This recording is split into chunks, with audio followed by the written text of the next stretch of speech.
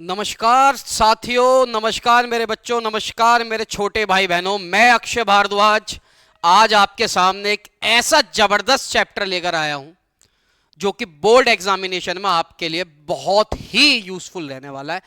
Money. तू पैसा पैसा करती है, पैसों की लगा दूं ढेरी। आज आपके लिए आपका भाई ढेरी लगाने वाला है। आज आपके लिए आपका भाई क्या करने वाला है? मनी को क्लियर करने वाला है। बच्चों देखो, बहुत मेहनत लगी है स्लाइड्स में।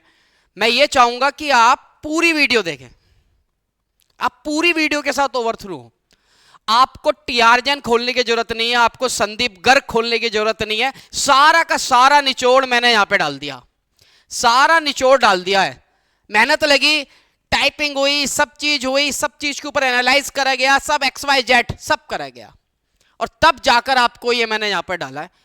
तो मेरे छोटे छोटे भाइयों, मेरे छोटे छोटे बहनों, आप अक्षय भारद्वाज के साथ इस यात्रा में जुड़े रहें और यात्रा का परम आनंद आएगा, ये मैं आपको क्या देता हूं? गारंटी देता हूं। अब हम आरंभ करते हैं, अपना आरंभ करते हैं इस पोर्शन को।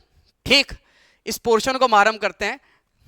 ठीक है जी गुरु जी, चलो जी करते हैं आरंभ। स्लॉट बेटा, मनी, पैसा, जिसके ऊपर युद्ध है, जिसके ऊपर लड़ाई है, जिसके ऊपर संग्राम है, वो है पैसा। बोर्ड एग्जामिनेशन में मैंने सिर्फ वही कंटेंट आपके सामने रखा है जो कि एग्जाम में पूछा जाता है, मनी में आता है, मनी में पूछा जाता है, वही कंटेंट मैंने आपके सामने रखा है। ध्यान दो जरा गौर से, फिर कहना किसी और से। बेटा, मनी की definition, meaning and evaluation of money. 2 number में आपके सामने क्वेश्चन आ जाएगा मनी का, कि डेफिनेशन आपसे पूछ लेते हैं बोर्ड एग्जाम में कि मनी है क्या। Money is generally defined as a thing that is commonly accepted as a medium of exchange. Money क्या है? मनी एक मीडियम ऑफ एक्सचेंज है। पैसा दिया, सर्विस ले ली, पैसा दिया, गुड्स ले लिया, is a medium of exchange. Money is a medium of exchange. ये डेफिनेशन आप लिख कर आओगे। एग्जाम्पल मैंने आपको दे रखा, rupees in India money as it's commonly accepted as a medium of exchange. Bharat में मीडियम ऑफ एक्सचेंज क्या है? ये गांधी जी, ये पैसा। आप इस पैसे को दोगे, कोई भी सर्विस आप ले लोगे, कोई भी कमोडिटी आप ले लोगे। पहले के समय में नहीं। जैसा आप देखोगे इस डायग्राम से मैंने एक मैसेज देने की कोशिश करी है। गाय, गाय से गोल्ड, गोल्ड से मेटल कॉइन्स, मेटल कॉइन्स से पेपर मनी, पेपर मनी से प्लास्टिक मनी, प्लास्टिक मनी से electronic money, then is a crypto currency. Students, आप देखेंगे कि प्राचीन समय में हम बार्टर सिस्टम का इस्तेमाल करते थे। कोई हमारे पास पेपर नोट्स नहीं हुआ करते थे बच्चों, कोई पेपर नोट्स हमारे पास नहीं हुआ करते थे। बहुत प्रॉब्लम हमें आती थी। अगर मेरे पास गेहूं है और मुझे चावल चाहिए, तो पहले मैं अपने नगर में, अपने गांव में, अपने ग्राम में, अपने क्षेत्र में उस व्यक्ति को ढूंढूंगा जिसके पास चावल हो। जिसके पास चावल होंगे, पहले मुझे वो व्यक्ति चाहिए। अब उस चावल वाले को मैं ढूंढूंगा, फिर उससे पूछूंगा क्या आपको गेहूं चाहिए। यह जरूरी नहीं कि उस चावल वाले व्यक्ति को क्या चाहिए हो, गेहूं चाहिए हो। समझ रहे हैं बात को? तो ये बहुत बड़ी प्रॉब्लम हुआ करती थी। इसके ऊपर काम हुआ निरंतर। ये हमें नहीं पढ़ना बोर्ड एग्जामिनेशन, हम कोई कंपटीशन क्लासेस नहीं पढ़ रहे हैं। सिर्फ हमें जितनी हमारे लिए इंपॉर्टेंट चीजें, मैं वहीं रहने वाला हूं, टॉपिक से बाहर नहीं जाने वाला। देन उसके बाद अलग अलग शासक हुए, उन्होंने अपने अपने कॉइन्स करवाए, राज्यों में वो कॉइन्स चलने लगे। उसके बाद भी ये प्रॉब्लम सॉल्व आउट नहीं हुई। आज हमारे लिए क्या है? Paper money is a medium of exchange. ठीक, तो मनी की डेफिनेशन बोर्ड एग्जाम में आती है बेटा, आप लिख के आओगे। Money is generally defined as a things that is commonly accepted as a medium of exchange. ये आपके मनी की डेफिनेशन आपकी बन जाएगी। अब मनी है क्या? Is a medium of exchange. मैं आपको बता चुका, good and services can be exchange because of money. Measurement of value, we decided price of different goods and services in terms of money. बिल्कुल, हम माप सकते हैं, इसको मेजर कर सकते हैं, मेजरमेंट कर सकते हैं। Store of value, money can be saved and store for future use. बेटा लिखना है ये जो आपको मैं इसमें है ना, ये लिख कर आना है आपका। या तो ये क्वेश्चन 2 नंबर का आएगा या ये क्वेश्चन 4 नंबर का आएगा। क्या क्वेश्चन आ जाएगा? आपसे पूछ ले जाएगा evaluation of money, explain evaluation of money, explain concept of money. आपसे पूछा जाता है एक्सप्लेन कॉन्सेप्ट ऑफ मनी, तो concept of money, explain evaluation of money के नाम से क्वेश्चन आ जाएगा। या आपके सामने आ जाएगा मीनिंग ये एक्सप्लेन मनी 2 नंबर या 4 नंबर में क्वेश्चन रहता है, तो आप ये सबसे पहले डेफिनेशन लिखकर आएंगे। Money is generally defined as a thing that is commonly accepted as a medium of exchange. एक कोई सा भी प्यारा सा एग्जांपल दे देंगे और उसके बाद ये पूरा चार्ट आप कॉपी कर देंगे। Medium of exchange, money is a medium of exchange, money is a measures of value, money is a store of value. प्राचीन समय में हम क्या स्टोर कर सकते थे? मैं कह रहा हूं कि मेरे पास 40 गाय हैं। अब भैया 40 गाय हैं तो वो गायें ऐसे तो है नहीं कि मेरा लड़के के लड़के के लड़के के लड़के के लड़के के लड़के के लड़के के लड़के के लड़के के समय तक वो जीवित रहेंगे। पर कभी तो खत्म होंगे ना, कभी तो मर जाएंगे वो। मनी को हम क्या कर सकते हैं? स्टोर कर सकते हैं। Money can be saved and store for the future use. मैं आज अपना पैसा मैंने जमा कर दिया तो मेरे आने वाले जो संतान होगी उसके लिए काम आ सकता है। जैसे मेरे दादाजी कर गए, पिताजी के काम आ गया, पिताजी कर गए, मेरे काम आ गया, मैं कर जाऊंगा, मेरे बच्चों के काम आ जाएगा। तो पहले नहीं कर सकते थे। हाँ, ये कह सकते हैं कि पहले हम जमीन हुआ करती थी तो उसको आपने बचा के रख लिया, बट तरलता, इसे लिक्विडिटी, उसको हम कंट्रोल नहीं कर सकते। दैट्स व्हाई मनी क्या कर रही है, इसने हमारे एक फीचर्स भी आप कह सकते हो, money can be saved and store for future use. ठीक है बेटा। Standard for the deferred payment, money serve as a standard for the deferred future payment. Money से हम क्या कर सकते हैं? फ्यूचर पेमेंट की कल्पना कर सकते हैं, फ्यूचर पेमेंट का वादा कर सकते हैं। मेरे बच्चों, क्या कर सकते हैं? वादा कर सकते हैं, फ्यूचर पेमेंट का वादा कर सकते हैं। किस तरह का वादा कर सकते हैं? भाई मुझे बाइक चाहिए, मुझे मोबाइल चाहिए, मैं ईएमआई पे ले सकता हूं। 20,000 का फोन है, 10,000 जमा कर दिए, 10,000 की ईएमआई बंधवा ली, 10,000 की ईएमआई करवा ली। इज अ फ्यूचर पेमेंट ना। पता है कि इन term of monetary, in term of money के मोड में पैसा आता रहेगा, पैसा आ जाएगा। बट प्राचीन समय में कैसे करते हैं हम? ये सबसे बड़ी प्रॉब्लम थी। प्राचीन समय में कैसे आप फ्यूचर पेमेंट कर सकते हो? चिटिंग हो सकती थी, छल हो सकता था, कपट हो सकता था। कपटी होते हैं लोग बाग, कपट पहले भी करते थे, अब भी करते हैं। ठीक है, तो बेटा ये आप लिख कर आओगे, is a medium of exchange, is a measurement of value, is a store of value, is a standard for the deferred payment, for the future payment. Future payment के लिए क्या होता था? इस्तेमाल इसका करा जाता था। Merits, सिर्फ वो ही कंटेंट आपको मैं दे रहा हूं जो बोर्ड एग्जामिनेशन में लगातार क्वेश्चन पूछे गए हैं। मैं बार बार इस चीज को इसलिए रिपीट कर रहा हूं कि आपके लिए क्लास यूजफुल हो। वीडियोस बहुत पड़े हुए हैं YouTube पर, बट ये जो मैं लेकर आया हूं क्लासेस, वो इस क्लासेस लाने का जो लक्ष्य है, जो मकसद है, जो मोटिव है, जो ऑब्जेक्टिव है, वो ये है कि आप एक बार इस एक वीडियो को देख ले, देन उसके बाद full face complete, full face complete, कुछ नहीं छोड़ा गया। जो एग्जामिनेशन में आएगा वो सब आएगा। मनी की डेफिनेशन बता चुका, मेरिट्स बता रहा हूं, merits and evaluations of money. क्या मेरिट्स बनती हैं बेटा? इसकी फर्स्ट मेरिट क्या? Exchange value of goods and services remain constant. Constant रहेगी ना, फिक्स्ड रहेगी।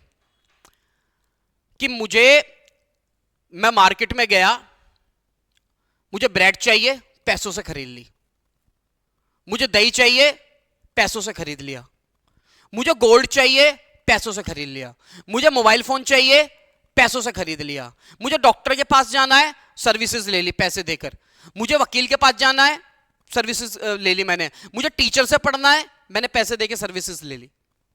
Is a constant. तो exchange value of good and services remains a constant. ये आपकी पहली मेरिट है। Second merit, now supply of money becomes more elastic. आज क्या है, सप्लाई ऑफ मनी क्या बहुत इलास्टिक्स हो गई है। हमें कोई मेटेलिक मनी, गोल्ड सिल्वर हमें अपने जेब में लेकर नहीं घूमना पड़ता है ना। पहले ये प्रॉब्लम हुआ करती थी। आजकल तो आप देख रहे हैं यूपीआई हो गई है आपकी, पेटीएम, भीम यूपीआई, गूगल पे, etcetera etcetera. Credit card sweeping is a plastic money, है ना। डेबिट कार्ड, आजकल तो बहुत सुविधा हो गई है। हमें ये इसकी क्या है, supply of money becomes more elastic, unlike metallic money, gold and silver reserves are no longer required. अब इनकी जरूरत ही नहीं भैया, इनको जेब में लेकर जाने की जरूरत ही नहीं है। कोई सोना चांदी कोई जेब में ठूस के लेकर जाने की आवश्यकता नहीं। ये इसकी क्या आपकी सेकंड मेरिट है। Online banking promotes financial inclusions leading to expansion of the banking systems and the expansion activity. Online banking ने क्या करा है, प्रमोट कर दिया है हमारा एक फाइनेंशियल इंक्लूजन भारत में। एक अगर अभी हम डेटा देखें, हालांकि भारत अब भी बहुत पीछे है, मोटा मोटा अगर मैं लेके चलता हूं तो भारत की आज तकरीबन 45 to 52% जो जनसंख्या है वो यूपीआई का इस्तेमाल कर रही है, बैंकिंग प्रणाली का इस्तेमाल कर रही है। ध्यान करो, प्रधानमंत्री नरेंद्र मोदी जी एक योजना लेकर आए थे, हर खाता योजना, हर घर खाता योजना, जिसमें आपको ध्यान होगा कि बैंक में खाते खुलवाओ, आपके 5,000 रुपए की लेन देन हो सकती है दिन में, एटसेक्टा एटसेक्टा एटसेक्टा, कुछ ध्यान होगा। सरकार एक योजना लेकर आई थी, और उस योजना के बाद आई एम नॉट श्योर वो किस ईयर में आई थी, बट 2014 के बाद वो योजना लागू हुई भारत में, और भारत की तकरीबन उस समय 30 to 35%, 30 से 35% जनसंख्या ने बैंक में खाता खुलवाया था। मुझे ध्यान आ गया, उसका नाम था जन धन योजना। जन धन योजना के तहत भारत सरकार ने हमारी देश की जनसंख्या को बैंक प्रणाली से जोड़ने की कोशिश करी थी। खैर, तो आप देखेंगे ये आपकी इसकी मेरिट्स हैं। Online banking promotes financial inclusion leading to expansion of banking system and expansion activity.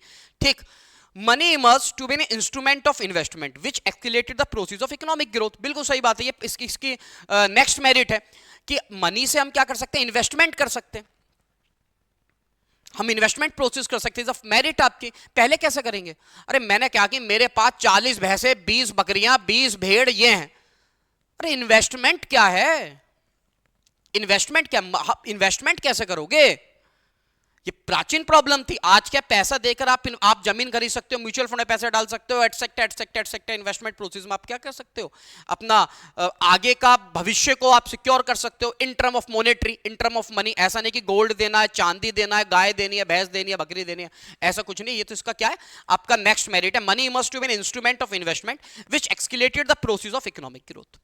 Next है बेटा, cost of printing paper currency sustainably reduce, वो रिड्यूस करी गई है। Cost of printing paper currency sustainable reduce. अब तो भारत में हमारी पैसा प्रिंट होने लगा है, किसी समय में नहीं हुआ करता था भारत में पैसा print. If I am not wrong, 2010 के बाद से भारत में ही पैसा क्या होने लगा है, प्रिंट होने लगा। उससे पहले हम कहीं ना कहीं वो रशिया की बहुत मदद लिया करते थे, और यही एक सबसे बड़ा कारण है कि वहां से क्या करता था पाकिस्तान, हमारा पड़ोसी मुल्क, हमारा बच्चा, हमारा छोटा बच्चा पाकिस्तान क्या करता था, वहां से वो कॉपी करता था और मतलब हमारी करेंसी का डुप्लीकेट करेंसी बनाता था, और डुप्लीकेट करेंसी क्या करता था, फिर आपका सर्कुलेट करता था भारत में। जम्मू कश्मीर में वो युवा बच्चों से पत्थर फेंकवाने वाले काम करा करता था। तो यही कारण था कि भारत में नोटबंदी का एक नोटबंदी हुई। नोटबंदी से ये भी फायदा था कि पाकिस्तान के पास जो खेप रखी हुई थी पुरानी नोटों की, वो क्या हो गई, बेकार हो गई, समाप्त हो गई। खैर, तो cost of printing paper currency is sustainably reduce. ये क्या करी है, रिड्यूस हुई है, कम करी गई है प्रिंटिंग पेपर की। अब सोना चांदी लेके जाने की आवश्यकता हमें नहीं बनती। E money promotes, e money electronic money promotes digital banking, online banking. ये आज के भारत का सबसे बड़ा आधार है, इस ऑनलाइन बैंकिंग। सरकार की कोशिश भी है कि भारत जल्द से जल्द 80% क्राइटेरिया पूरा करे ई बैंकिंग, ई मनी का, ई बैंकिंग का। आज भी बना, जैसा आपको बताया एक डेटा के अकॉर्डिंग, हम आज भी 43 to 52 के आसपास ही जनसंख्या है भारत की जो कि हम इस्तेमाल कर रहे हैं ऑनलाइन बैंकिंग का। तो हमारी कोशिश है, भारत सरकार की कोशिश है कि इसका हम क्या करा जाए, बड़ी मात्रा में भारत का जो यूथ है, भारत की जो जनसंख्या, वो ई मनी का इस्तेमाल करे। तो इसकी मेरिट्स आप लिख कर आ सकता है। जितनी सारी मेरिट्स आपको लिख के आने की जरूरत नहीं मेरे बच्चों, इतनी सारी मेरिट्स, कोई सी भी 3 मेरिट जो आपको समझ में आ रही हो, जो आपको लग रहा हो कि आसान भाषा में, उसको क्या कर लो, आप कर लाओ, याद कर लाओ, और उसके बाद अपनी कॉपी में कर दो, हो जाएगा काम। जय श्री राम। आगे बढ़ते हैं। डीमेरिट्स, डीमेरिट्स भी मैंने लिख दी हैं कभी, क्योंकि मैंने अभी 2019 में एक क्वेश्चन देखा मनी का, 2 नंबर में क्वेश्चन था कि right the merits and demerits of evaluation of money. तो दैट्स व्हाई मैंने ये यहां से यहां पे डाला। 2019 में क्वेश्चन पूछा गया था बच्चों, 2019 में, कि right the merits and demerits of evaluation of money. तो 2 मेरिट्स सफिशिएंट रहेंगी, 2 मेरिट आप यहां से क्या कर लो, आप लिख लो। Under barter system act of sale and purchase must be coexist. Demerits तो बहुत हैं। बार्टर सिस्टम के तहत सेल्स एंड परचेस क्या था, बड़ी मुश्किल हुआ करती थी, बड़ी दिक्कत हुआ करती थी। ठीक है, use of metallic money was found to be difficult in making a large transaction. हमें कोई बड़ा अमाउंट देना है, बड़े अमाउंट की ट्रांजेक्शन करनी है, तो हम बड़ा मुश्किल हुआ करता था, डिफिकल्ट हुआ करता था मेटेलिक मनी का इस्तेमाल करना। अरे आज तो बहुत आसान है। अब मामा जी का फोन आया, चाचा जी का फोन आया, ताऊ जी का फोन आया कि भैया अक्षय 5,000 रुपए की जरूरत है। ठीक है भैया, अभी करता हूं, मैं पेटीएम कर देता हूं, खाते में पहुंच गया विद इन सेकेंड। अब उस समय फोन आता, उस समय फोन का मतलब नहीं, उस समय तार आता, उस समय संदेश आता, उस समय मैसेज आता, पैसों की आवश्यकता है, तो पहले आप क्या करोगे, उस पैसे को कलेक्ट करोगे इन the form of coins, gold, silver, जो भी उस समय चलता था, देन उसको लेके जाओगे, क्योंकि आने जाने का साधन भी नहीं था, गधे, घोड़े, भैंस, खच्चर में बैठ के जाओगे। अब उसका डर बहुत, रास्ते में जानवर मर गया, लूट हो गई, बहुत सारे की प्रॉब्लम थी। तो इससे क्या हुआ, ये कहीं ना कहीं हमारे इस मनी आने से हमें एडवांटेज भी बहुत हुआ है, फायदा भी बहुत हुआ है। Use of metallic money was found to be difficult making last transaction, ये इसकी डिमेरिट्स कह सकते हैं। इलास्टिक मनी सप्लाई, लचीला, लचीलापन क्या आ गया है, लचीलापन इसकी डिमेरिट्स आप इसे कह सकते हो, इसे demerits of evaluation of money. ठीक है बेटा, इतनी बात क्लियर हुई आपको? ठीक, ये देखो कितने अच्छे लग रहे हैं ना ये कॉइन्स ना। इस कॉइन्स का भी एक छोटी सी कहानी बताऊंगा, बड़ी मजेदार कहानी बताने वाला हूं, जरा थोड़ा सा कंटेंट को आगे लेके चलते हैं। पहले बार्टर सिस्टम, बार्टर सिस्टम मेरे बच्चों ये आपका बोर्ड एग्जामिनेशन में या तो 2 नंबर में आ जाएगा या 4 नंबर में आ जाएगा, या तो 2 नंबर में पूछा जाएगा, 4 नंबर में पूछा जाएगा। बार्टर सिस्टम आपको बता चुका हूं, कमोडिटी टू कमोडिटी, हम C2C इकोनॉमी कहते हैं, C2C इकोनॉमी कहते हैं, CC इकोनॉमी यानी कि कमोडिटी फॉर कमोडिटी, यानी कि कमोडिटी के बदले कमोडिटी, प्रोडक्ट के बदले प्रोडक्ट, प्रोडक्ट के बदले प्रोडक्ट। आपको ये पेन चाहिए, ठीक है, आपको ये पेन चाहिए और मुझे क्या चाहिए, आपका ये मोबाइल फोन चाहिए, तो प्रोडक्ट टू प्रोडक्ट, क्योंकि पहले पैसे से तो कोई संबंध नहीं था, तो बार्टर सिस्टम का मतलब क्या होता है, कमोडिटी टू कमोडिटी। तो barter system of exchange is a system in which the goods are exchange for goods, goods क्या होते हैं, गुड्स के बदले ही गुड्स एक्सचेंज करे जाते हैं, तो वो आपका बार्टर सिस्टम था। जैसे इस डायग्राम में आप देखोगे, ये भाई साहब को क्या है, कुछ भी उनके पास है, ऐसा लग रहा है तरबूज खरबूज सा कोई फल है, और ये लग रहा है कोई भुट्टा इन्हें चाहिए। अब देखो वो तो इनकी किस्मत अच्छी थी या जो भी था, इन्होंने इसे, इस व्यक्ति को ये चीज चाहिए थी और इस व्यक्ति को ये चीज चाहिए थी, तो दोनों ने क्या कर लिया, एक्सचेंज कर लिया, commodity to commodity, the barter system. नहीं तो अभी मैंने क्लास की शुरुआत में ही आपको बताया कि बड़ी प्रॉब्लम होती थी, पहले अपने नगर में ढूंढोगे कि किस व्यक्ति को गेहूं चाहिए और किस व्यक्ति को चावल चाहिए, फिर उस तक गेहूं पहुंचाओ, उस तक चावल पहुंचाओ, तो बड़ी प्रॉब्लम का सामना हमें करना पड़ता था मेरे बच्चों। तो बार्टर सिस्टम क्या है, बार्टर सिस्टम 2 नंबर में आपके सामने एग्जामिनेशन में आ जाता है, 4 नंबर में भी आता है कई, मगर अभी मैं 5 सालों का जो मैंने एनालाइज करा है, 2 नंबर में आपका बार्टर सिस्टम पूछा गया। Barter system of exchange system in which the goods are exchange for goods, double coincidence of wants, इसकी ये सबसे बड़ी आप कह सकते हो डिमेरिट्स है, सबसे बड़ी प्रॉब्लम है। क्या है आगे बताऊंगा। C2C economy, commodity for commodity exchange. तेज तो नहीं जा रहा, थोड़ा ऐसा तो नहीं लग रहा बहुत तेज जा रहा हूं, बता देना, कमेंट में डाल के बता देना कोई भी प्रॉब्लम हो कि सर बहुत तेजी से जा रहे हो, थोड़ा धीरे धीरे जाओ, ठीक, आदत है मुझे तेजी तेजी करने की, खाता भी तेज हूं मैं। Drawback of the barter system and there elimination. अब ड्रॉबैक्स एग्जाम में बहुत बड़ी मात्रा में आपसे पूछ ले जाता है। अभी आप देखोगे जो आपका 2020 में कोविड काल के अंदर आया, तो ड्रॉबैक पूछ लिए, 4 नंबर में ड्रॉबैक पूछ लिया यार, बताओ। हालांकि बहुत आसान क्वेश्चन बन जाता है, drawback of the barter system, बच्चों आराम से भर के इसमें लिख कर आए, हमारे बच्चे जो हमने उन्हें पढ़ाया। तो ड्रॉबैक क्या बेटा, इसका सबसे बड़ा ड्रॉबैक क्या, डबल कोइंसिडेंस ऑफ वांट्स। अब क्या था, इस बहन जी को क्या चाहिए, गेहूं चाहिए थे, और इन भाई साहब को चावल चाहिए थे। ये तो कोइंसिडेंस हो गया कि दोनों एक जगह मिल गए, है ना। डबल कोइंसिडेंस ऑफ वांट्स का मतलब यहां पर क्या है, ये इसका सबसे बड़ा ड्रॉबैक है। अब अगर इन्हें गेहूं चाहिए और इन्हें गेहूं नहीं चाहिए, इन्हें चाहिए, इन्हें मूंगफली चाहिए, तो अब ये सबसे बड़ी प्रॉब्लम है कि अब इस महिला को नगर नगर कहीं ना कहीं वो व्यक्ति देखना पड़ेगा या कोई समझौता करना पड़ेगा, मजबूरी में वो चीज लेनी पड़ेगी जिसकी आवश्यकता ही नहीं है, जिसकी आवश्यकता ही नहीं है, मजबूरी में वो चीज लेनी पड़ सकती है। तो इसका क्या है, सबसे बड़ा ड्रॉबैक है डबल कोइंसिडेंस ऑफ वांट्स। ऐसे कैसे लिखा ना एग्जामिनेशन के अंदर।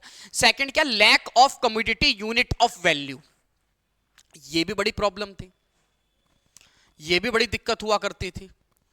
अब उदाहरण के तौर पे मैं आपको एक छोटा सा एग्जांपल देता हूं, पुराने प्राचीन काल में हम अगर पीछे चले जाएं।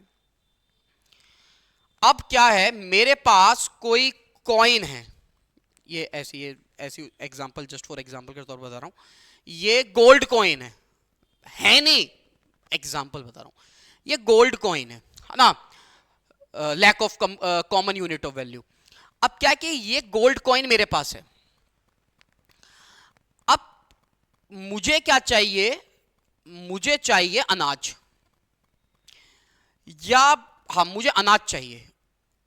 अब अगर अनाज ना मिला आज तो मेरे दिक्कत हो जाएगी, भूखे मर जाएंगे हम, ये प्रॉब्लम हो रही है। मेरे पास ये है और इसकी वैल्यू बहुत है, बट मेरे पड़ोस में जो रहते हैं अंकल जी, उनके पास अनाज है। उन्होंने कहा कि भाई मैं अनाज आपको तब दूंगा जब आप मुझे क्या दोगे, ये प्रीशियस कॉइन दे दोगे।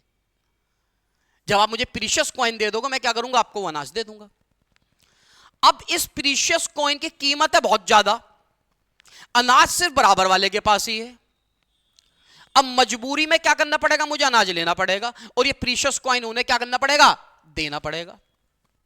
अनाज ले लिया, प्रीशियस कॉइन दे दिया, मन विचलित है क्योंकि अनाज की कीमत कितनी और उस प्रीशियस कॉइन की कीमत थी बहुत ज्यादा। उस प्रीशियस कॉइन की कीमत क्या थी मेरे बच्चों, वो बहुत ज्यादा थी। ये बड़ी दिक्कत। तो ये चीज बताई गई है, is a lack of common unit of value. Lack of common unit of value, ये सबसे बड़ी प्रॉब्लम थी। कोई मतलब मजबूरी में क्या करना पड़ा, वो प्रोडक्ट हमें दे के वो लेना पड़ा। आज ऐसा नहीं है, आज कहां है ऐसा। आज तो भैया पैसा है, पैसा दो मजे लो, पैसा दो सब चीज लो, कुछ भी करना हो आपने। सारा खेल किसका भैया, पैसा का है आज के समय में। ठीक है, ये ड्रॉबैक था। थर्ड क्या, difficulty of future payment. Difficulty of future payment of contractual, पीछे भी बताया मैंने, आप ड्रॉबैक में लिख के आ सकते हो। फ्यूचर पेमेंट नहीं कर सकते थे हम प्राचीन समय में, कैसे कर देंगे।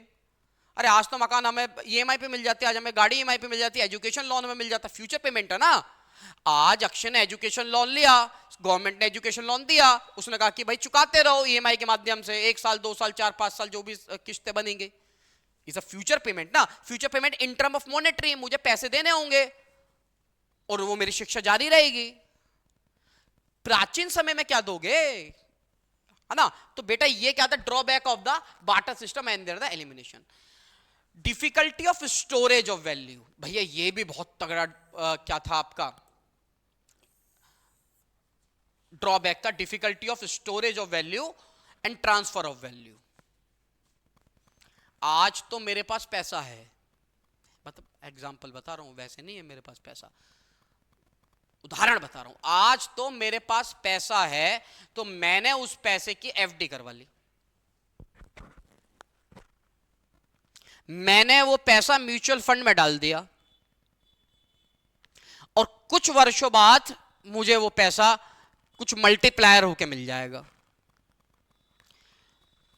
सेविंग हो गई ना।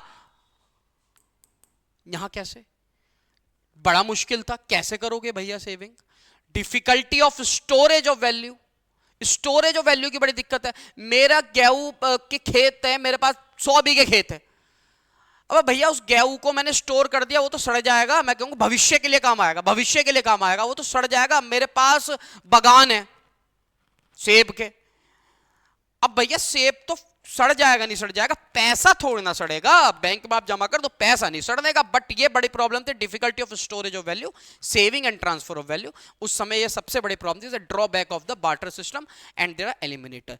ठीक है बच्चों, देखो अभी हमने फर्स्ट फेज कंप्लीट कर लिया। या तो इस चैप्टर से आपसे क्वेश्चन पूछ लिया जाएगा, ये आपसे क्वेश्चन पूछ लिया जाएगा, meaning and the evaluation of money. आप लिख कर आओगे, मनी की डेफिनेशन ऐसी कैसी लिख कर आ जाना। कोई खास मैंने इस मतलब ऐसी भाषा रखी है जो कि आसान पड़े, बेसिक इंग्लिश में रखा है, ये आप लिखे आना। Medium of exchange, measures of value, store value, standard for the defer payment, for the future payment, आपको पूरे 2 नंबर मिल जाएंगे मेरे बच्चों। आपके सामने क्वेश्चन आ जाएगा मेरिट्स एंड डीमेरिट्स, तो आप कोई सी भी इसमें जो आपको अच्छी लग रही हो, पसंद आ रही हो, राइट, आपको लग रहा हो कि इसको मैं याद कर पा रहा हूं, कोई सी 2 मेरिट पकड़ लेना मेरे बच्चों, और कोई सी 2 डीमेरिट इसको पकड़ लेना, 2 नंबर पा जाना, 2 नंबर ले जाना, मौज ही मौज, आपके नंबर मिल जाएंगे। ठीक है बेटा, बार्टर सिस्टम ऑफ एक्सचेंज आ जाता है, या तो 2 नंबर में आएगा या 4 नंबर में आएगा बोर्ड एग्जामिनेशन। बार्टर सिस्टम के डेफिनेशन लिख कर आना बड़े प्यार से। Barter system of exchange is a system in which goods are exchange for goods. ठीक, डबल कोइंसिडेंस ऑफ वन, सीसी इकोनॉमी, ये सब लिख कर आओगे। और उसके बाद ये ड्रॉबैक्स देखो, बच्चों कई बार बच्चों को क्वेश्चन होता है ना, कैसे 2 नंबर में अगर पूछा जाता है, 4 नंबर में पूछ लिया गया कि एक्सप्लेन बार्टर सिस्टम, तो क्या मेरिट से इसके ड्रॉबैक्स लिख कर आ सकते हैं? लिख कर आ सकते हो। आप अपने कंटेंट को बढ़ाने के लिए आपने बार्टर सिस्टम को एक्सप्लेन करा टीचर को, उसके बाद आप उसके ड्रॉबैक्स में लिख कर आ सकते हो। कंटेंट जिससे थोड़ा वाइड हो जाए। सीधे सीधे भी पूछ लेता है 2 नंबर में, write the drawbacks of the barter system. तो कुछ इसके ड्रॉबैक्स हैं, double coincidence of funds, lack of common unit value, difficulty of future payments and the difficulty of storage of value. ये आप क्या करके आ सकते हैं बेटा, बोर्ड एग्जामिनेशन में लिख कर आ सकते हैं मेरे बच्चों। अब इसका सेकंड पार्ट स्टार्ट होता है। बैंकिंग जो है ना, ये आपका मनी जो है 3 पार्टों में डिवाइडेड है। एक तो या तो क्वेश्चन आएगा बोर्ड एग्जाम में, बार्टर सिस्टम पूछ लेगा, ड्रॉबैक ऑफ बार्टर सिस्टम पूछ लेगा, इवैल्यूएशन ऑफ मनी पूछ लेगा, डेफिनेशन ऑफ मनी पूछ लेगा। अब क्या है, सेकंड पार्ट है ये, फॉर्म्स ऑफ मनी। बेटा फिएट मनी, फिएट की गाड़ी आती थी एक, मुझे ध्यान है, अब तो शायद बंद हो गई, हाँ बंद हो गई। मुझे ध्यान है कि जैसे मैंने 12th करी थी तो 12th के बाद मैंने फिएट के शोरूम में काम करा था। हाँ फिएट की गाड़ी आती थी पुंटो, अब तो बंद हो गई, चलो खैर दिमाग में आया तो मैंने ऐसे आपको बता दिया। फॉर्म्स ऑफ मनी की बात करूं तो fiat money, fiduciary money, full bodied money, credit money, plastic money.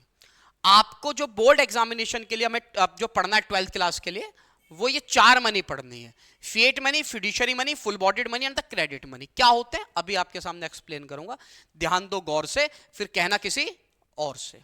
जुड़ो भैया, फिएट मनी क्या चीज है, forms of money, fiat money, fiduciary money पर हम आते हैं। बेटा fiat money refers to that money which issued by order authority of the government. Fiat money वो पैसा होता है जिसको भारत सरकार अथॉरिटी देती हो, जिसको भारत सरकार इशूड करती हो, वो फिएट मनी है। It includes all notes, coins which the peoples in a country are legally bound to accept as a medium of exchange। नहीं आई समझ में बात, हिंदी में बताऊं, बताता हूं। बेटा फिएट मनी का मतलब क्या होता है कि जिसको भारत सरकार अप्रूव करती हो या बनाती हो। अब जरा मैं एक छोटा सा एग्जांपल आपको देता हूं। ये क्या रुपए का नोट नजर आ रहा है, 100 रुपए का ना, 100 रुपीज नोट। अच्छा हमारे देश में कौन छापता है नोट? हमारे देश में बच्चों जो नोट छापता है, जो नोट बनाता है, जो प्रिंट करता है, वो करता है आरबीआई।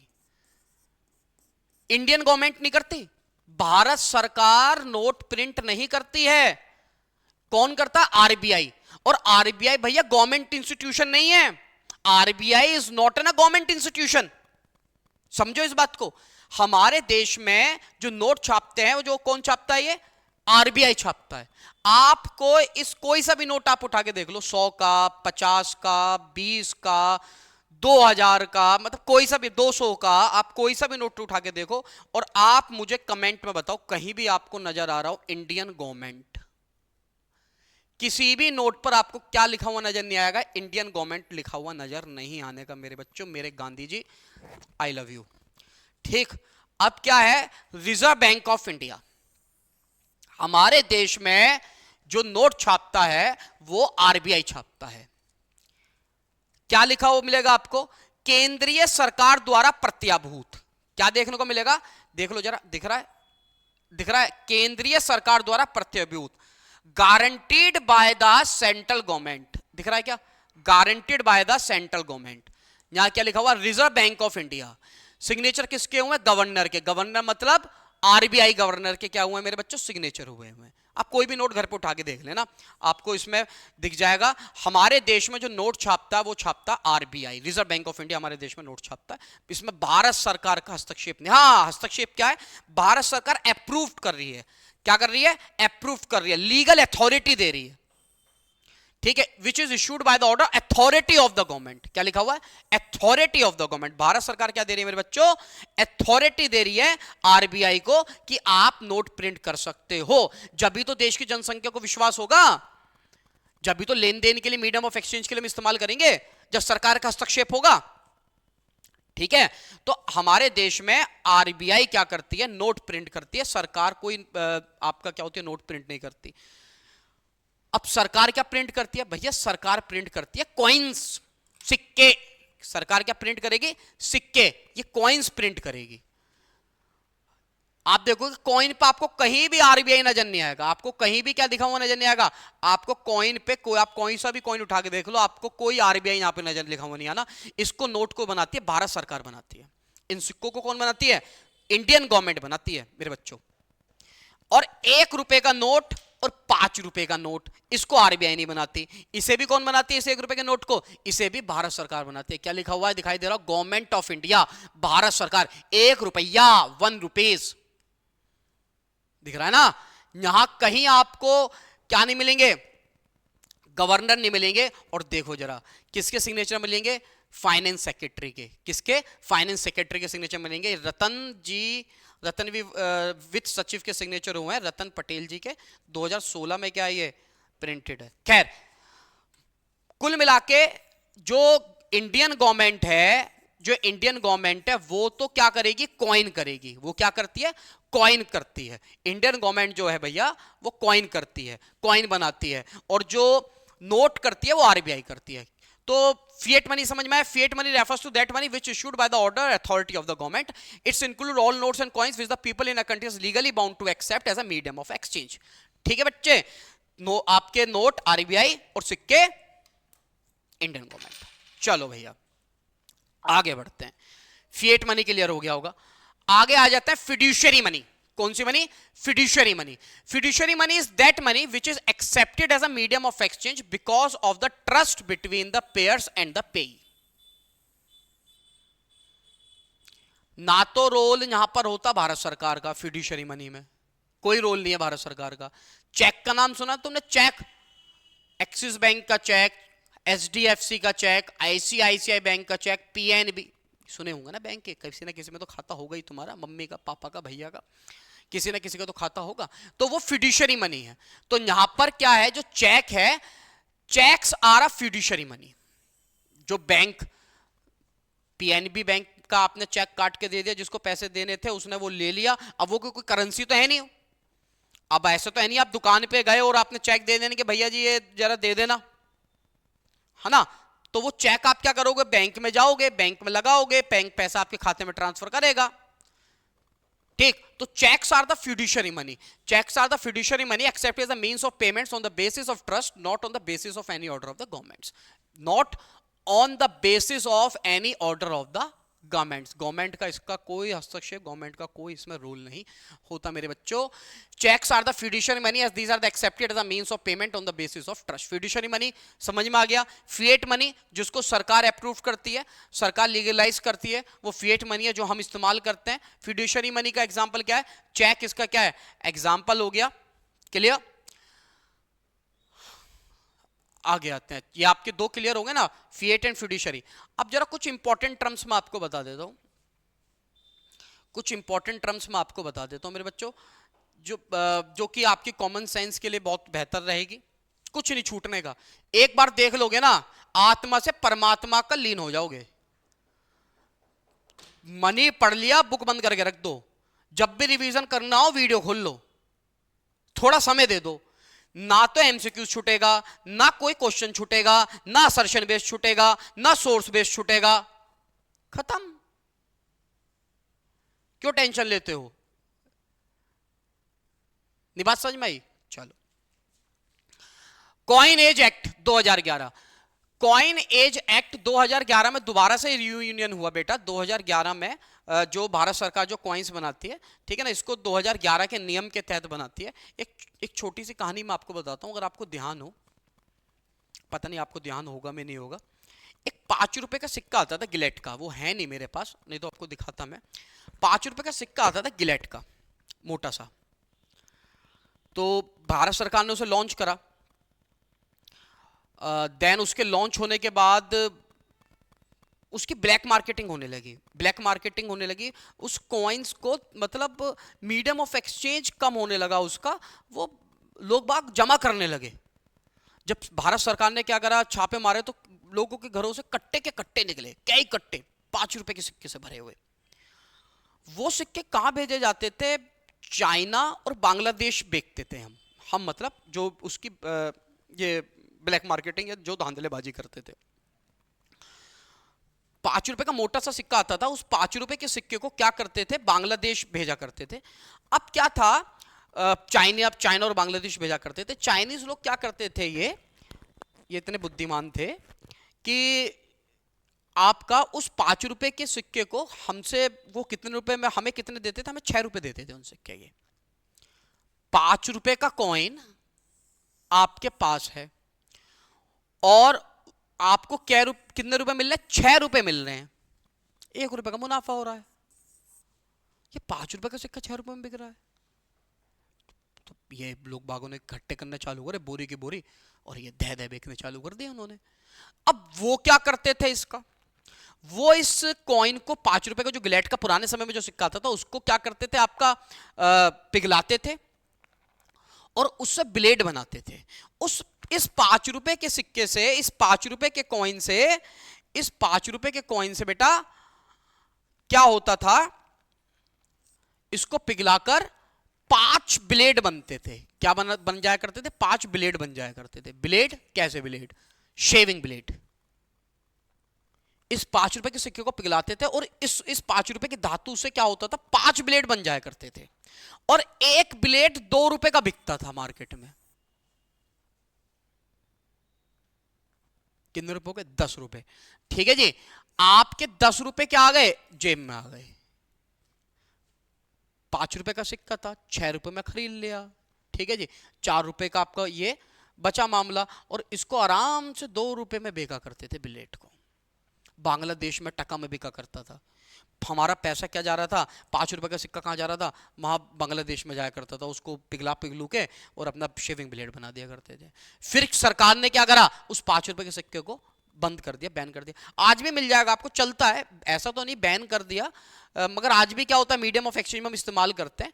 अब उसका पूरा का पूरा स्वरूप बदल दिया। ठीक है भैया। तो सरकार ने कॉइन एज एक्ट 2011 के तहत, कॉइन एज एक्ट 2011 के तहत क्या करा, इनमें बदलाव करा, इनके बनाने की प्रक्रिया में बदलाव करा। सब बताऊंगा आपको कि मतलब ये अब जो 10 रुपए का जो कॉइन है ना, ये 10 रुपए का कॉइन, ये 10 रुपए का coin, if I am not wrong, तो अब तो हम इसे 4-4.5 रुपए में बना लेते हैं हम, मतलब इंडियन गवर्नमेंट 4-4.5 रुपए में बना देती है और मार्केट में क्या चल जाता है, ये 10 रुपए का चलता है। अब 10 रुपए के से तो 10 रुपए की चीज खरीदी जाएगी, अब 20 वाली चीज तो खरीदी नहीं जाएगी। भाई 10 रुपए से 10 रुपए की चीज तो खरीदी जाएगी। भैया 10 रुपए वाला बिस्कुट कितने का है, चल रहा है नहीं चल रहा आजकल, तो 10 रुपए वाला बिस्कुट तो 10 रुपए में मिलेगा, 20 वाला बिस्कुट तो 20 में मिलेगा, है ना। तो अब पहले क्या था कि ये जो हमारा 5 रुपए का जो सिक्का था, 5 रुपए का जो कॉइन था, उसकी कमोडिटी वैल्यू ज्यादा थी। ठीक है, कमोडिटी मतलब उसको बनाने में क्या नहीं, कमोडिटी वैल्यू कम थी, मनी वैल्यू ज्यादा थी। 5 रुपए का सिक्का 6 रुपए में बिक रहा था। अब है नहीं, अब इसे पिघला लो, अब इसे मिंट कर लो, उसके बाद बेच दो, बिकेगा नहीं। पहली बात मैं आपको बताऊं, अगर आप कॉइन को पिघलाते हो भारत में और उसकी कोई वीडियो बनाते हो, अगर आपको फेमस होने का ज्यादा शौक है, तो एक बहुत जबरदस्त रामबाड़ दे रहा हूं आज आपको। अगर आपको अपनी इंस्टाग्राम रील्स बहुत बेहतर करनी है, आज बहुत जबरदस्त एग्जांपल देता हूं। कोई भी कॉइन लो, वीडियो सेट करो और इसे पिघला दो, मतलब इसको नष्ट कर दो, पिघलाओ, और वो वीडियो क्या करो, पोस्ट कर दो। रातों रात फेमस ना हो जाओ तो कहना है, क्या होगा, पुलिस ले जाएगी, देशद्रोही का अपराध लगेगा सीधा। बिल्कुल लास्ट तक मंजन ओम कश्यप माइक में मुंह घुसेड़ के आपसे पूछेगी, बताओ कैसे करा आपने, क्या हुआ, क्या चीज था, फेमस हो जाओगे रातों रात। करना मत कभी, फिर इसके ऊपर रिपोर्ट करो चैनल के ऊपर। एग्जाम्पल बताया, coinage act 2011, coinage act 2011 को क्या करा गया, रियूनियन दोबारा से इसमें बदलाव करा गया। इस एक्ट के तहत कुछ बदलाव करे गए। क्या बदलाव थे सुने। Coin can be issued up to the denomination of 1000 under the coinage act 2011। Coins कौन छाप रहा है, कॉइन्स कौन बना रहा है, इंडियन गवर्नमेंट। नोट कौन बना रहा है, आरबीआई, भारत सरकार। अभी तक हमने किस किस तरह के कॉइन देखे, 1 रुपए का कॉइन देखा, 2 रुपए का कॉइन देखा, 5 का देखा, 10 का देखा, 20 का देखा। ठीक है, अभी और भी कॉइन्स कुछ लॉन्च हुए, नए लॉन्च हुए, उसके विषय में मैं आपको आगे बताऊंगा। ठीक, भारत सरकार कम से कम 1000 रुपए तक का क्या बना सकती है, कॉइन बना सकती है। अब जरा मैं यहां पे आपको कुछ चीज दिखाता हूं, ये 20 रुपए का कॉइन आपको नजर आ रहा होगा, ये 75वीं आजादी अमृत महोत्सव के समय में क्या था, ये लॉन्च हुआ था जब हमारे देश को 75 साल हो गए थे। ठीक है, जब ये क्या करा था, हमने कॉइन्स करा था। अभी क्या है, अभी आरएसएस को, राष्ट्रीय स्वयंसेवक को क्या हो चुके हैं, पूरे 100 वर्ष अपने पूरे कर चुकी है। तो एक नया कॉइन क्या हुआ है, आया है हमारे, एक नया भारत सरकार ने क्या करा है, एक कॉइन क्या करा है आपका लॉन्च करा है, एक नया कॉइन लॉन्च करा है, माँ भारती को स्वरूप देते हुए। आरएसएस राष्ट्रीय स्वयंसेवक, जो कि पूरे ब्रह्मांड की, पूरी दुनिया की सबसे सशक्त, सबसे मजबूत और सबसे पुरानी और इतनी लंबी समय तक संस्था चलने वाली संस्था है, संस्था कह रहा है, एक संघ है, एक पूरा संगठन है। ठीक है, तो उसके उपलक्ष्य में जो अभी प्रधानमंत्री नरेंद्र मोदी जी ने क्या करा, इस कॉइन को क्या करा, लॉन्च करा। अभी कुछ ही दिनों पहले 100 वर्ष पूरे करें, तो ये 100 रुपए का कॉइन भी क्या हो चुका है, हमारे देश में लॉन्च हो चुका है। और कहां तक, कितने कॉइन्स भारत सरकार क्या कर सकते हैं, बना सकती है, 1000 रुपए तक के कॉइन्स क्या कर सकती है इंडियन गवर्नमेंट, कॉइन बना सकते हैं under the act of coinage act of 2011। ठीक है बच्चों, 1000 रुपए का कॉइन भी साउथ के किसी राज्य में भी तमिलनाडु में क्या करा गया, लॉन्च करा गया, क्योंकि वहां पे चोला डायनेस्टी आपने पढ़ा हो, चोला डायनेस्टीज के बारे में आपने पढ़ा, उसके कार्यकाल को क्या हो चुके हैं, आपके 1000 साल पूरे हो चुके थे। तो उस उपलक्ष्य में कुछ इस तरह की चीजें, तो भारत सरकार क्या करता है, 1000 रुपए तक के कॉइन्स आपके बना सकता है। The government of India is responsible for the designing and the minting of coins in various denominations. Bharat सरकार के पास रिस्पॉन्सिबिलिटी होती है, और भारत सरकार के पास ही अथॉरिटी है कि वो कॉइन के स्वरूप को बदल सके, उसको मिंट कर सके, उसको पिघला सके, और कोई नहीं कर सकता। ठीक है जी, the government of India decided on the quantity of coins to be minted on the basis of intent. ठीक है, मैंने आपको बता दिया। ठीक है बच्चों, ये बात क्लियर हो गई कॉइन्स के regarding ji.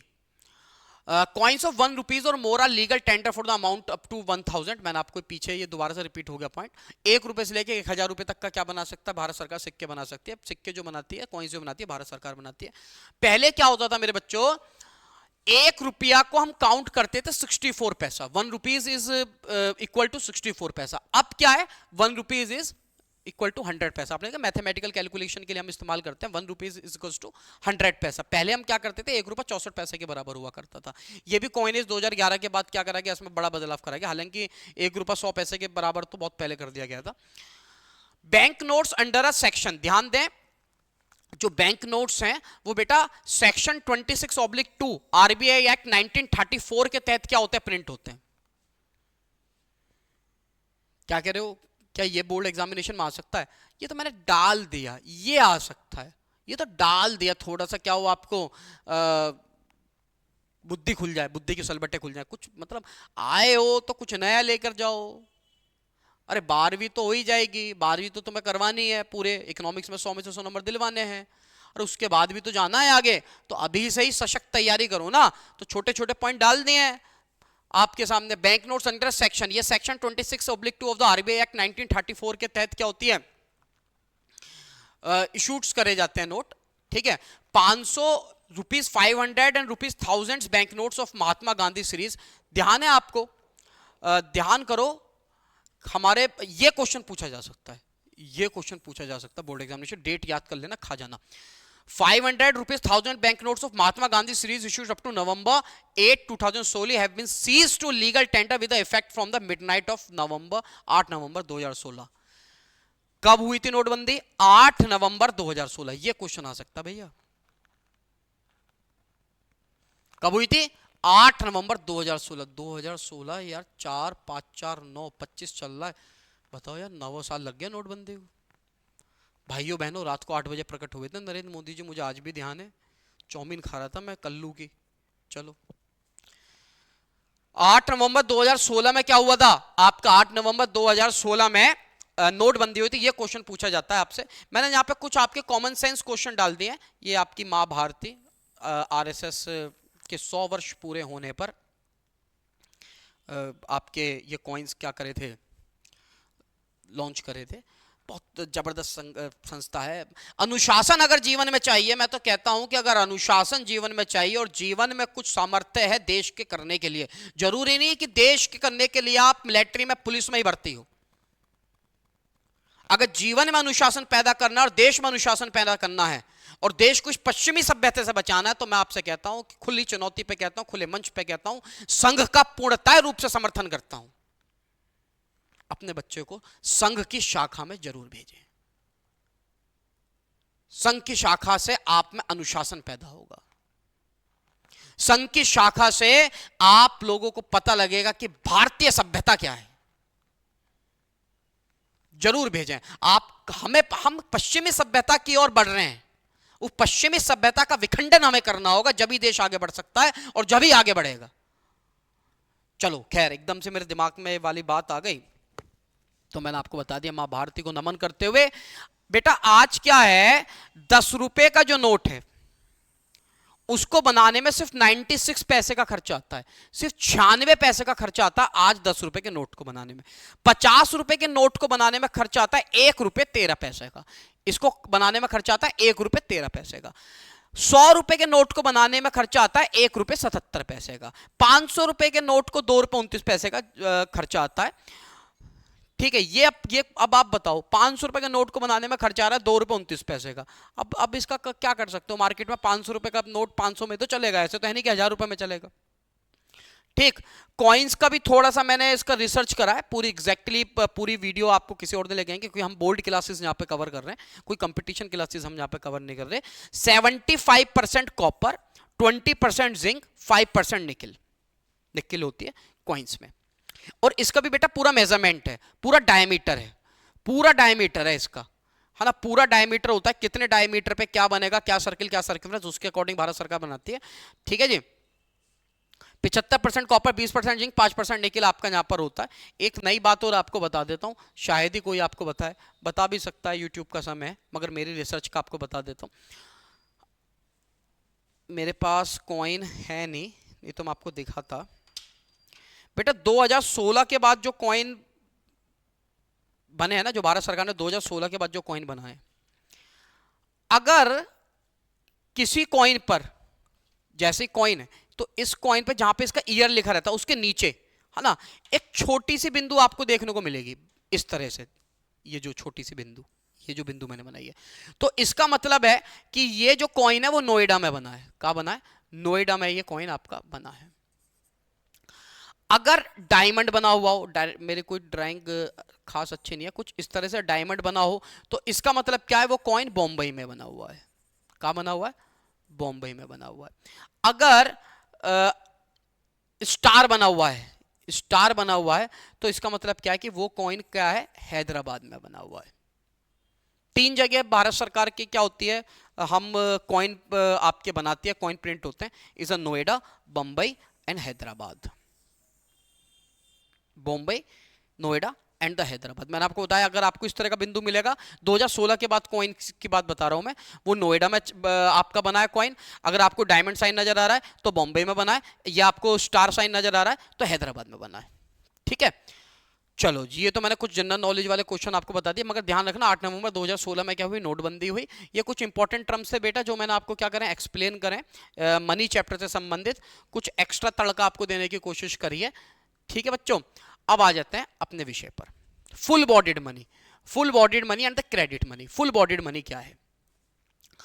Full bodied money refers to money in term of coins whose commodity value is equal to the money value, whose commodity value is equal to the money value. ठीक है, a rupee coins during the British period in India was made of silver. अंग्रेजों के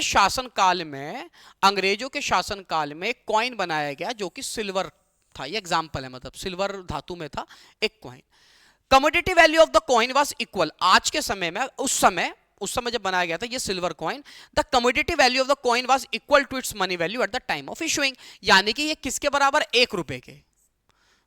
थोड़ा सा मैं इसको explain कर देता हूं अच्छे से, तो आप कंफ्यूज रहोगे। Commodity value is equal to the money value. जब कमोडिटी वैल्यू क्या हो, मनी वैल्यू के बराबर हो, तो वो आपका फुल बॉडीड मनी है। 100 रुपया का नोट 100 रुपया में चलेगा, ठीक है, is a full bodied money. 10 रुपया का सिक्का 10 रुपए में चलेगा, is a full bodied money.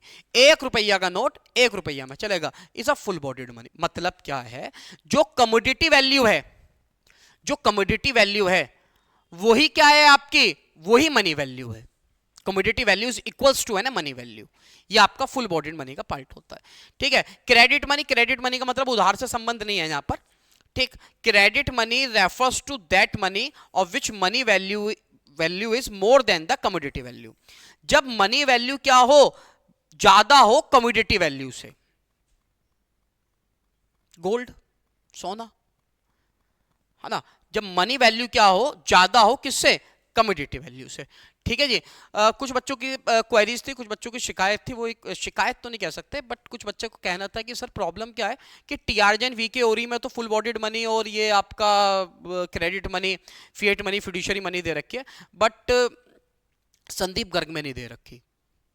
ये बेटा सिलेबस का पार्ट है। हाँ, छोटा छोटा सा, आपको ज्यादा इतना दिमाग पे जोर नहीं डालना, ये बेस आपको बस इतना ध्यान रखना है, फिएट मनी, फिड्यूशियरी मनी।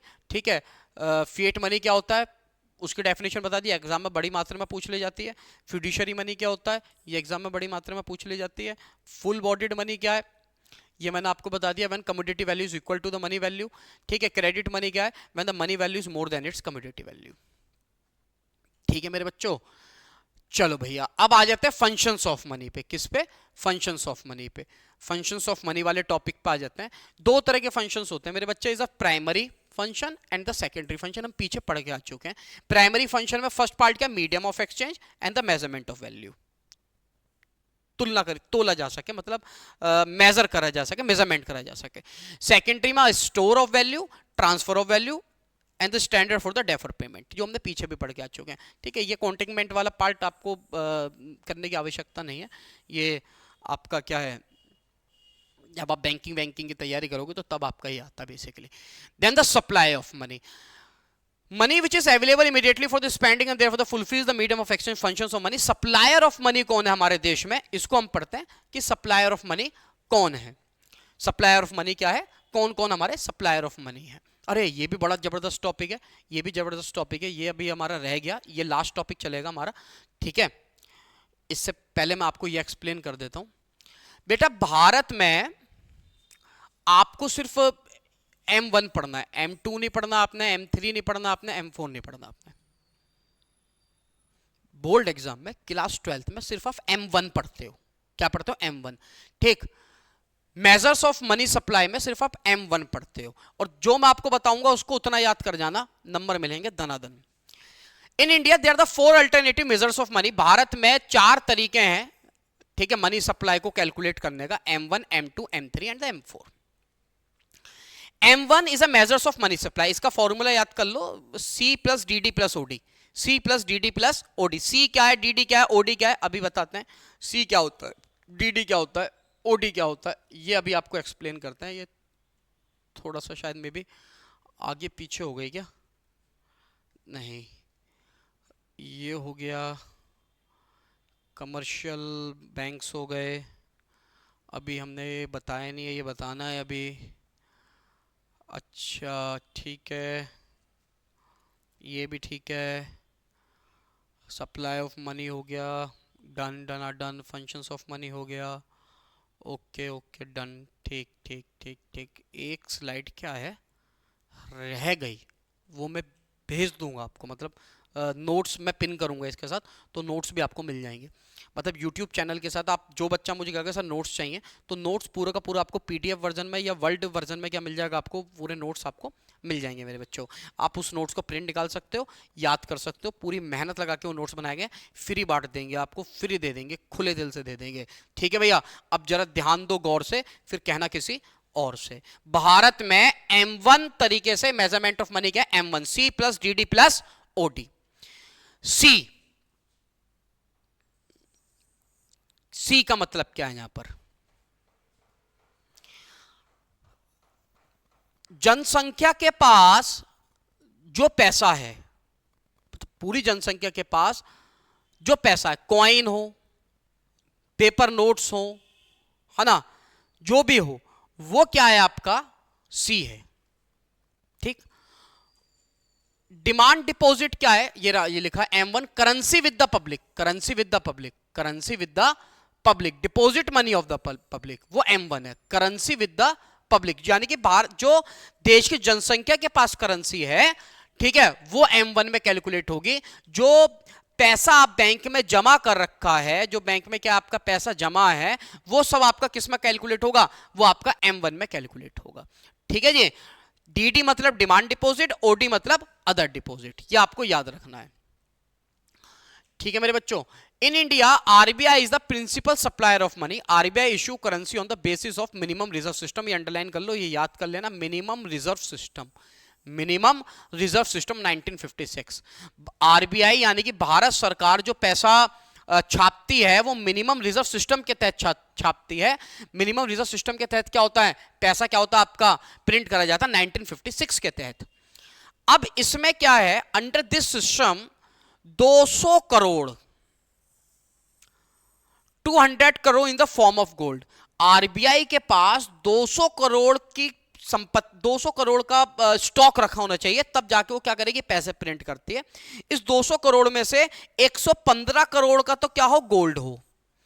लिखा है ना, इन the form of gold and the foreign securities of the reserve value of the gold must be.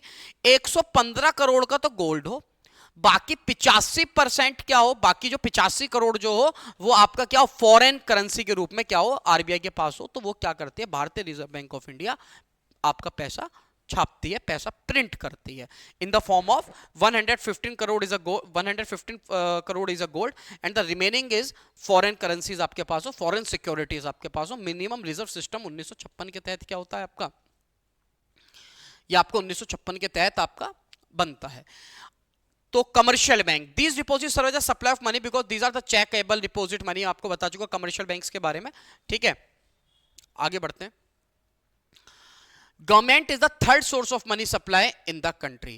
बिल्कुल, भारत में जो मनी सप्लायर है आरबीआई है। आरबीआई क्या करती है, दिख रहा है क्या, नहीं यार ये कलर नहीं दिख रहा, इसको ब्लैक कर लेते हैं। अब दिखा, हाँ अब दिखा, इसको थोड़ा ये कर लेते हैं। अब दिखा, ओ तेरी तो, अब जबरदस्त दिखा, अब सही है। थोड़ा ये ठीक है जी। सप्लायर ऑफ मनी अगर भारत में बात करी जाए तो भारत में supplier of money is the RBI, reserve Bank of India. Commercial banks, commercials bank क्या है आपके, क्या होते हैं, सप्लायर होते हैं। और गवर्नमेंट, नोट जो है, जो करेंसी जो है वो आपकी क्या करेगी, आरबीआई सप्लाई करेगी। ठीक है, आरबीआई आपकी क्या करेगी, वो नोट सप्लाई करेगी। आपकी कमर्शियल बैंक्स करेंगे, commercial banks in the form of cheque, in the form of cheque, cheque के फॉर्म में। और गवर्नमेंट करेगी in the form of coins, 1 रुपए का नोट या 5 रुपए का नोट भी क्या करती है आपकी बैंक आपके करती है। तो वो इसमें बताया, government is the third source of money supply in the country. ठीक है बेटा, तो ये हमारा कंटेंट क्या हो गया, पूरा का पूरा मनी का कंप्लीट हो गया। अब आपको टेंशन लेने की जरूरत नहीं है, मनी का पूरा कंटेंट क्या कर चुके हैं हम, ये कंप्लीट कर चुके हैं। ठीक है ना बच्चे, ठीक है मेरे बच्चों, है ना। अब एक चीज और मैं यहां पर आपको दिखाता हूं,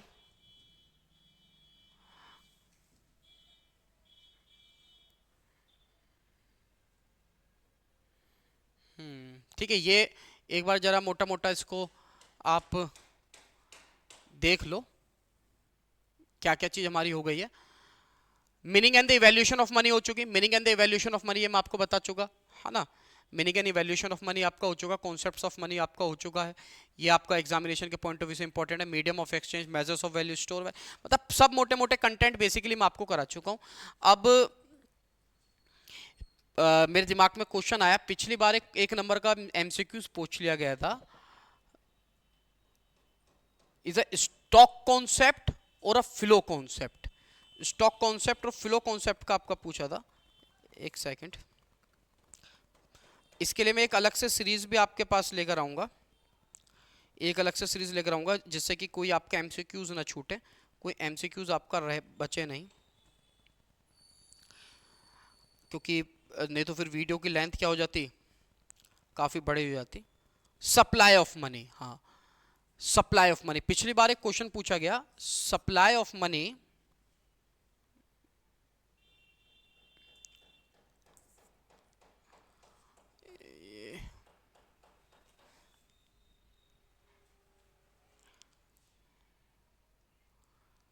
कहाँ अटक गया?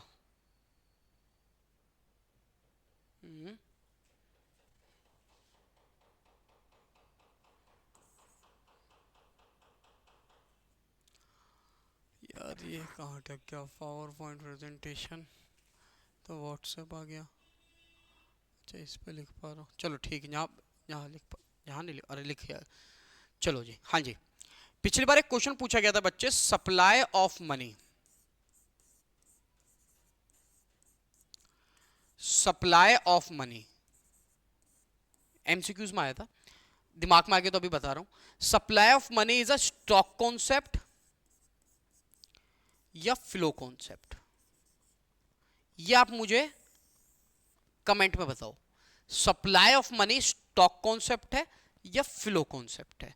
ठीक, एक नंबर का एमसीक्यूज अभी पिछले साल आपका बोर्ड एग्जामिनेशन में पूछा गया था। हम बेसिकली सब इसमें कवर कर चुके हैं, बार्टर सिस्टम हम कवर कर चुके हैं, ड्रॉबैक्स कवर कर चुके हैं इसके, fiat money, fiduciary money, full bodied money, credit money हम कवर कर चुके हैं। हम इसमें आपका मेजरमेंट ऑफ मनी कंप्लीट कर चुके हैं, M1 कंप्लीट कर चुके हैं, C+DD+OD कंप्लीट कर चुके हैं।